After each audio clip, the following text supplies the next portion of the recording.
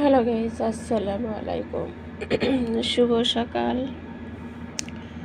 তো আমার নাস্তায় দেখেন, এখানে পরোটা আর এখানে আছে এই তো সেমাই। হ্যাঁ, এটা আমার সকালকার নাস্তা। তো আপনারা কে কে নাস্তা করেছেন অবশ্যই কমেন্ট করে বলবেন। আর সবাই সকালকার নাস্তার দাওয়াত নেন। আমার এটা সকালকার নাস্তা, ঠিক আছে। এখানে সেমাই, এখানে যে পরোটা। সবাই বেশি বেশি করে নাস্তা করবেন। সকালে আমার 2টা পরোটা হলেই হয়। আমি 2টার উপর আর খাইতে পারি না। কোনো সময় আমি 1.5টা খাই, মানে একটার অর্ধেক খাই। আর কোনো সময় বেশি খিদে লাগলে আমি 2টা খাই।